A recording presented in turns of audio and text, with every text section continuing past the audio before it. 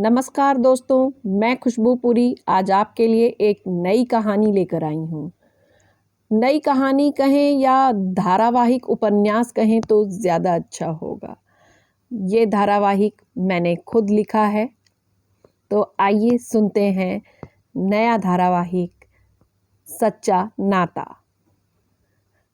विशाखा और विंती दो बड़ी पक्की सहेलियां थीं। एक दूसरे के बगैर उन्हें चैन नहीं आता था। जहां विंती पढ़ने में अव्वल थी, वहीं विशाखा को पढ़ाई लिखाई में रुचि थोड़ी कम ही थी। उसे बनना संवरना, चित्र बनाना आदि ज्यादा पसंद था। स्वभाव से विशाखा थोड़ी बातूनी थी और विंती थोड़ी अंतर्मुखी थी। दोनों विपरीत स्वभाव की होकर भी एक दूसरे का साथ बहुत पसंद करती थीं। शायद जो कमी वो खुद में महसूस करती थीं, वो एक दूसरे के अंदर उन्हें पूरी होती हुई दिखाई देती थी।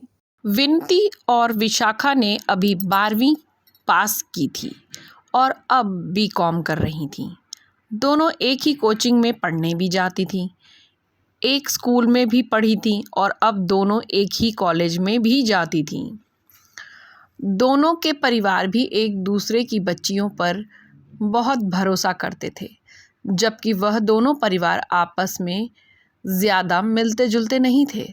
यदि विशाखा विंती के साथ कहीं जा रही है तो उसके घर वाले कभी कोई सवाल नहीं करते थे। ऐसे ही विंती के परिवार वालों के लिए भी विशाखा घर की सदस्य जैसी ही थी। विशाखा का परिवार एक संयुक्त परिवार था। उसके पिता, 3 भाई और एक बहन थे। तीनों भाई का साझे में फर्नीचर का काम था। पुरानी दिल्ली में उनका बड़ा सा घर था।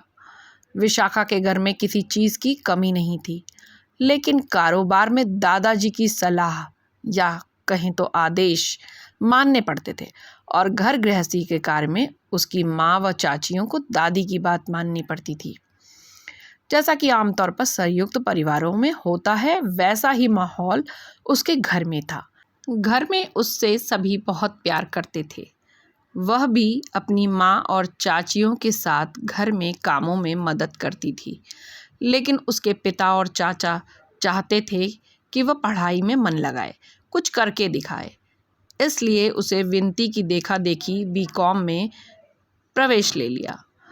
घर में सभी आशा करते थे कि विंती के साथ पढ़ाई में कुछ लगन लगा लेगी वो। विंती का घर भी कुछ ही दूरी पर था। उसके पिता एक निजी कंपनी में काम करते थे। ज़्यादा आय तो नहीं थी, लेकिन कमी भी कोई नहीं थी। उसकी माँ भी एक सीधी सादी घरेलू महिला थी। विंती पढ़ने में तो तेज़ थी, लेकिन घर का काम उसे नहीं भाता था। इसलिए उन्हें विशाखा बेहद पसंद थी। वह जब भी आती उनके लिए कुछ न कुछ बनाकर लाती थी और उनके बनाए खाने को भी बड़े चाव से खाती थी, जिससे विंती की माँ मीरा जी बहुत खुश हो जाती थी। रोज़ की तरह आज भी विंती समय पर कोचिंग क्लास जाने के लिए आ चुकी थी, लेकिन विशाखा तैयार नहीं थी।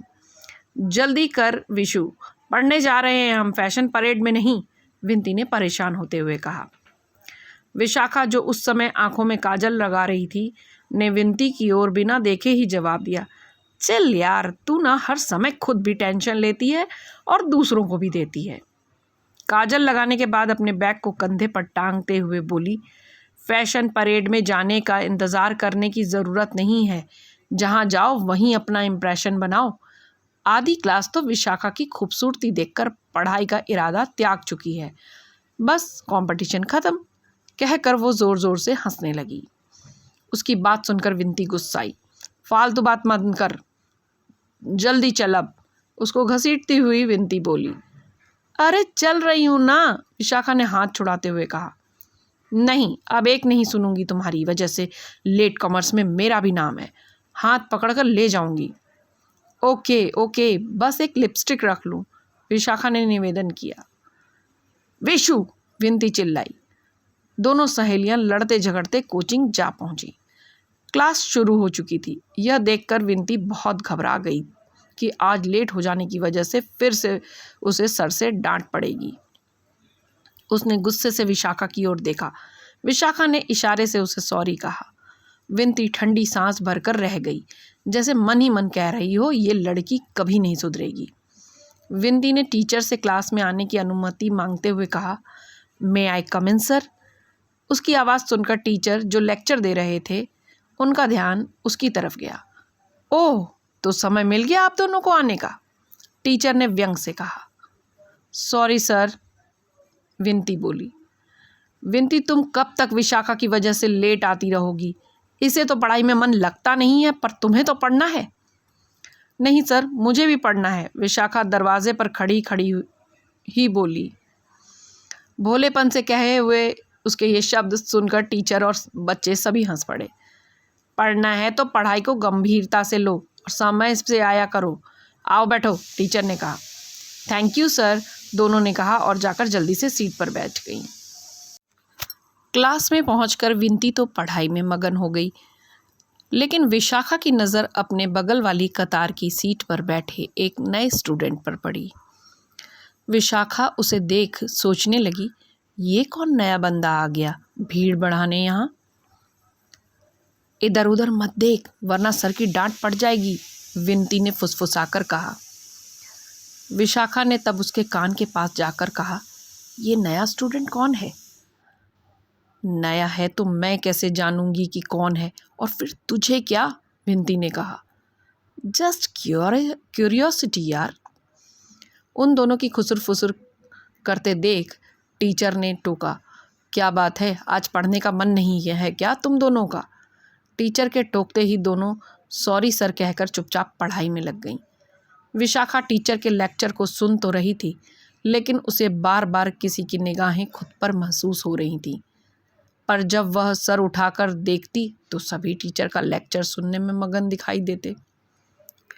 थोड़ी देर में जब क्लास ओवर हुई तो विनती और विशाखा वहाँ से उठकर जाने लगीं। तभी उनकी सहेली चेतना उनके पास आई। उसके साथ वह नया स्टूडेंट भी था, जिसके बारे में जानने की उत्सुकता विशाखा को पहले से थी। तो दोस्तों, आज के भाग में इतना ही। विनती और विशाखा की ज़िंदगी किन नए नए रास्तों से गुजरती है, उनकी प्यारी सी दोस्ती किन कसौटियों पर कसी जाती है, यह जानने के लिए मेरी कहानी सच्चा नाता से जुड़े रहिए।